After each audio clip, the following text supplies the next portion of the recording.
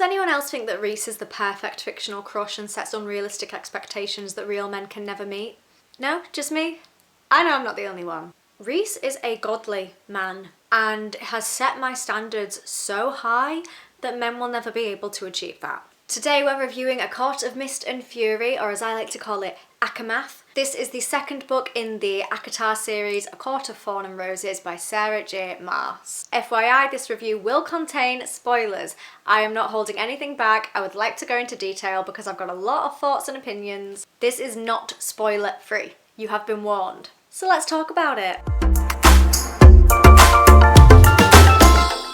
If you want to see the book review I did for the first one in the series, ACOTAR, then I will leave that in the description box for your convenience.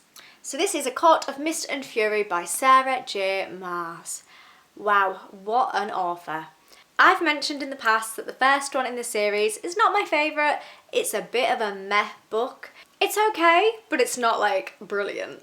This book, she steps it up a notch. She steps it up a million notches. This book is brilliant. Arguably the best in the series, although the one after this is also fantastic. Anyway, we're not going to discuss the other books. We are focusing primarily on this one today. So this book is set 3 months after the events of where ACOTAR finished, which concluded where Feyre had just completed Amaranth's trials under the mountain, and she had been turned into High Fae by the other High Lords of the courts. She has a bit of all of their power because they combined it all together to make her into High Fae. And then her and Tamlin returned to the Spring Court. And that is where this book picks up from. They are both engaged to be married, however, it's not all sunshine and roses.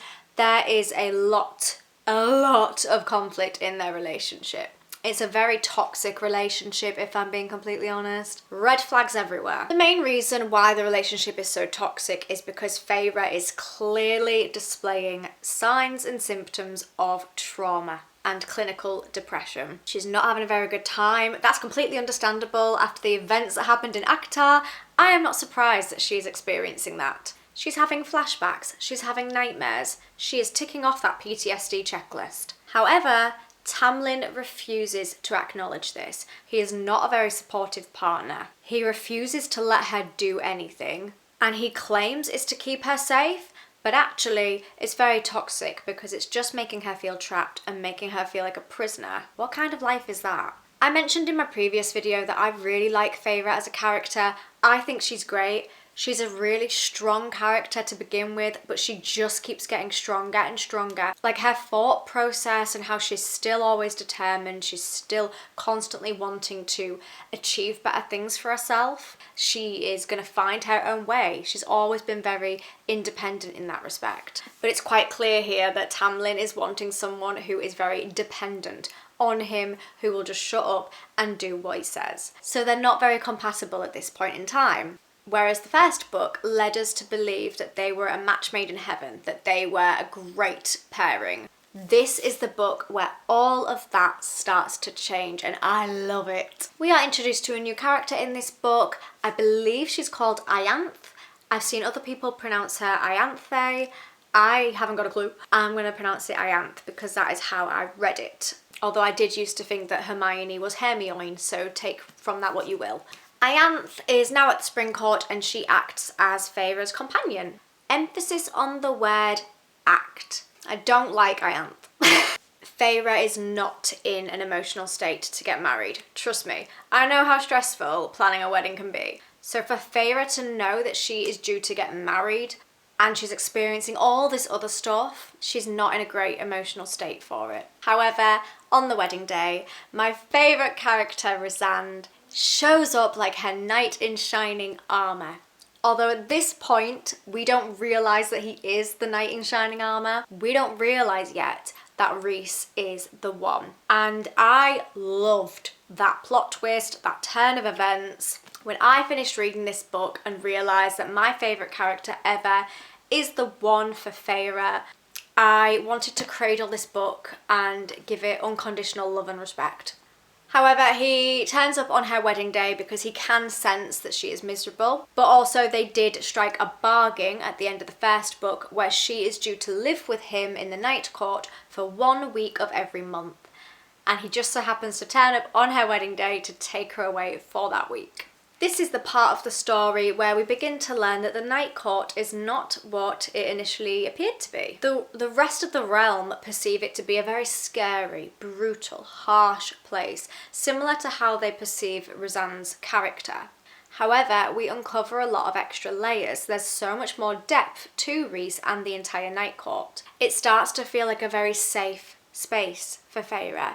It begins to feel like home. One of my favourite things that I loved about this book is getting to learn so much more about Rhys's character arc. You get to learn who he is, what his interests are, his witty humour. You get to learn his caring side. It's all a facade, this evil, cruel person. It's just there to make other people fear and respect him.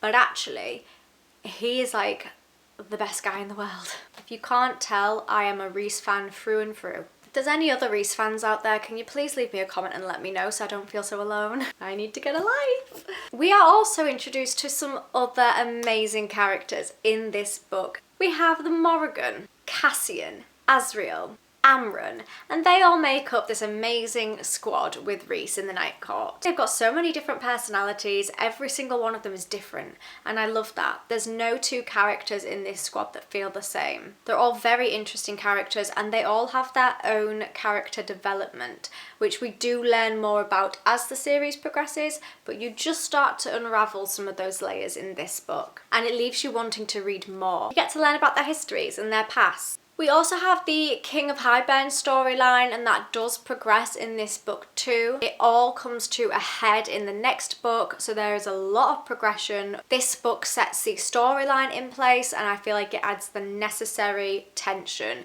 in order to give me the desired emotional impact when I read about the inevitable war in the next book. We also learn about the Illyrians. I'm probably pronouncing that wrong, but I don't care at this point. I liked learning about that, but I feel like it only touched upon it briefly, and it probably could have looked into that a little bit more. So all we know is that they are quite a brutal clan who form war camps and treat their females terribly. I kind of wish that we did learn a little bit more. However, this book is already pretty long, so I feel like sarahjmaas has been quite selective in what information about them she chooses to put in this book.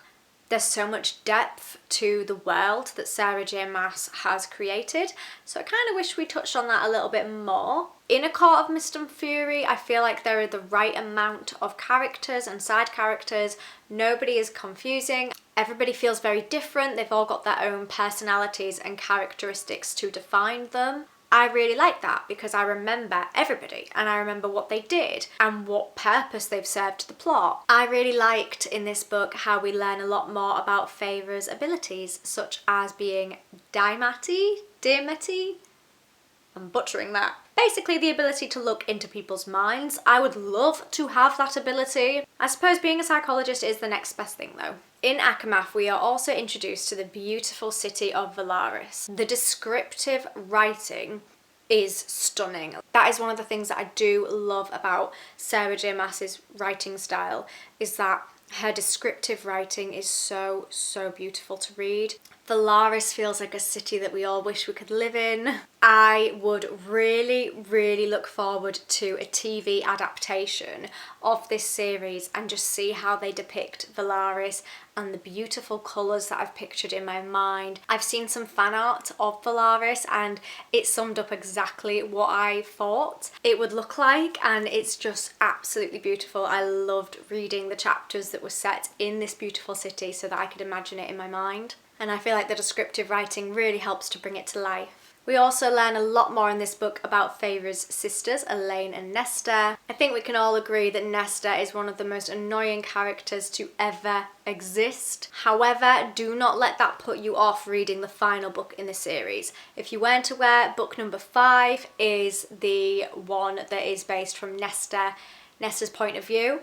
I hated her. I think she's one of the characters that I disliked the most out of any book I've ever read. She was just nasty, she was rude, she was cruel, she's a horrible person. But A Court of Silver Flames was one of my favourite books in the series, and it was all told from Nesta's perspective. So please don't let your hatred for Nesta put you off reading that book. She always says the wrong things. She's fueled with hatred and anger. She's like a moody teenager.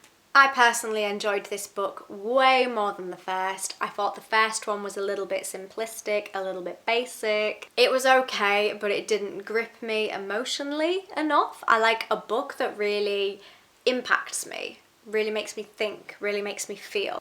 This one did. It did exactly that. I couldn't put it down. I was absolutely hooked. I sped through it because I just could not stop reading. It kind of feels like the author changed her plots or her ideas between the first and the second book, because when you read ACOTAR, it kind of feels like she wrote that and then thought, that didn't really work out. I kind of want to change the plots, so let's start again from ACOMAF. I feel like the whole Amarantha plot could have just been removed from the entire series, and the King of Hybern storyline would have still made sense. I love the development that we get between Rhys's and Feyre's relationship, how we get to see their intimacy grow. I feel like so much happens regarding their relationship in this book, but it's so well paced, even though it can be a lot to process at times. Like, how is this only one book? It feels like so much happens in this. Rhys is a very misunderstood character in this book, and he's so pure. He just wants to free his people and protect those that he loves. This book ends really well with you wanting to read the next one and read about the inevitable war coming up. I loved in this book that Feyre's kindness gets rewarded, so we get some justice for the turmoil and the difficulties that Feyre's been through. She's a character that I really rooted for throughout all the books, and there was some justice served for her in this book. So for example, what I'm meaning is the scene where, I've forgotten the name of the creature, but there is a poor water creature in the Spring Court at the start of the book where Feyre gives something to her, even though Tamlin's told her not to do that, so she goes against his rules and helps this creature out. And then later on down the line, like further down the book, Feyre and Amren are stuck almost at death's door, to be honest. They're trying to get the book object that they need, and they are drowning. And then this same creature that Feyre helped comes and saves them, comes to their rescue in the summer court and says, the debt is repaid. We're even. And I just feel like Feyre was so kind and so pure at the start of the book to that creature, and it is rewarded later down the line. I just really, really liked that.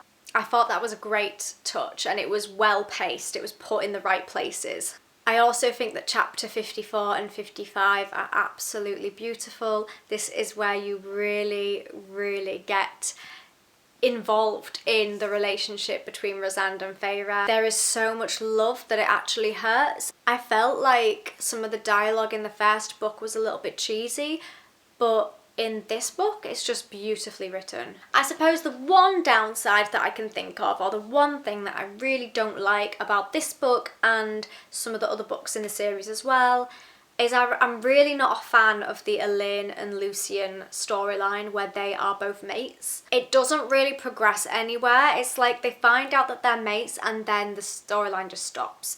It kind of feels like it's useless information. That's the only thing. I'm not really a fan of that storyline, and I just feel like, because I like both of those characters, but they're both so awkward and so uncomfortable, and there's a lot of distress in knowing that they are mates, and it doesn't go anywhere. There's not really any purpose to that plot other than making those two characters feel really uncomfortable. But who knows, if there's any more books that are added to this series in the future, which I'm pretty sure somebody said that there might be. I'm not sure, there might be, but hopefully in the future that particular plot will progress into something or end somehow. One of the other things that I thought was a little bit odd about this book was how it feels like Tamlin is just cut out of this book and is not referred to again at all. Considering he was one of the main characters in the first book, he was in like almost every single chapter. In this book, he's in like not even the first quarter of it, and then he's never mentioned again. And like I said earlier, I feel like that's why the author decided to just change her plot overnight. Like, she'd included this main character, she'd written about him loads in the first book, decided that she didn't really like him, she didn't really like his plots, and then just cut him out of the rest of the series. I think that's why it feels like the first book was so random and doesn't really link up well to the rest in the series. And I'm not gonna lie, I do kind of feel a little bit bad for Tamlin at times. I know there's a lot of Tamlin haters out there. He's toxic, he wasn't a great partner, but also I think that his punishment is a lot worse than his crime. So to summarise my overall thoughts and feelings, this was so refreshing to read after the first book. I absolutely adored A Court of Mist and Fury. I really like the majority of the characters. I love reading from Feyre's perspective. I love the development, the storylines, the plots. This is just a great, great book. It's phenomenal. And I love Rhysand, if I haven't already mentioned it. I've definitely not talked about him a million times. So that is my review of A Court of Mist and Fury by sarahjmaas. If you've read this book, what did you think to it? Leave me a comment to let me know your thoughts and opinions. I would love to have a discussion with you about this series. And like I mentioned, if you want to see my review for the first book, then that will be in the description box and it'll be on my channel as well. If you enjoyed this video, make sure to give it a thumbs up to let me know that you did. And if you like my content and you want to see more from me, then please subscribe because it's free and it just means that you'll be notified every time I upload a video. Thank you so much for watching this. I will see you next time, or rather you'll see me, and I hope that you have a wonderful rest of your day. Bye for now.